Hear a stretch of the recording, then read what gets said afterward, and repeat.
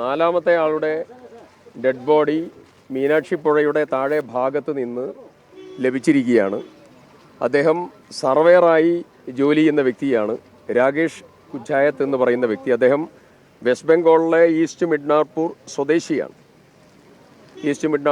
സ്വദേശിയാണ്.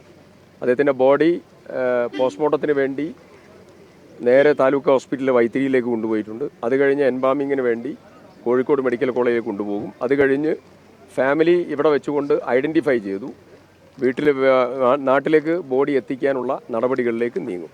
ഇനി നമുക്ക് കിട്ടാനുള്ളത് പ്രോജക്റ്റ് മാനേജറായിട്ടുള്ള വിക്രം റാണയുടെ മിസ്സിംഗ് ആയിട്ടുള്ള സെർച്ചിങ്ങിലാണ്. ആ സെർച്ചിങ് പുരോഗമിക്കുകയാണ്.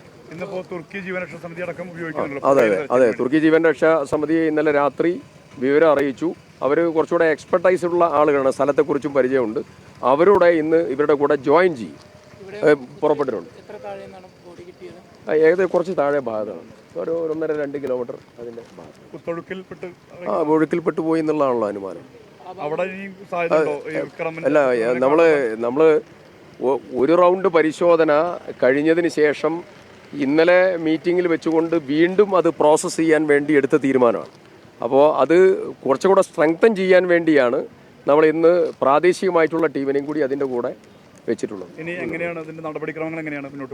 അത് സെർച്ചിങ് ഇപ്പോൾ ഒന്ന് 3rd സോണിലെ സെർച്ചിങ് ട്രാൻസ്ഫോമർ പരിസരത്ത് കൂടെ ഉണ്ടായിരുന്ന ആളുകൾ പറഞ്ഞതനുസരിച്ചുള്ള ഒരു സെർച്ചിങ് പുരോഗമിക്കുകയാണ്.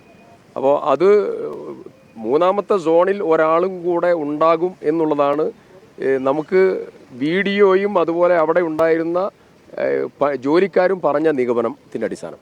പക്ഷേ അത് ചിലപ്പോൾ ആ ഹൈറ്റിൽ അതും കടന്ന് മീനാക്ഷി പുഴയിലേക്ക് എത്തി അവിടുന്ന് ഒഴുകി പോകാവുന്ന സാഹചര്യമുണ്ട്. അപ്പോൾ അതുകൊണ്ട് ആ എല്ലാ സാധ്യതകളും പരിശോധിച്ചിട്ടുള്ള സ്കാനിങ് നടക്കുക, സെർച്ചിങ് നടക്കുക. മാക്സിമം ഉപയോഗപ്പെടുത്തും. കൂടുതൽ ബുദ്ധിമുട്ടായിട്ടില്ല കാലാവസ്ഥ.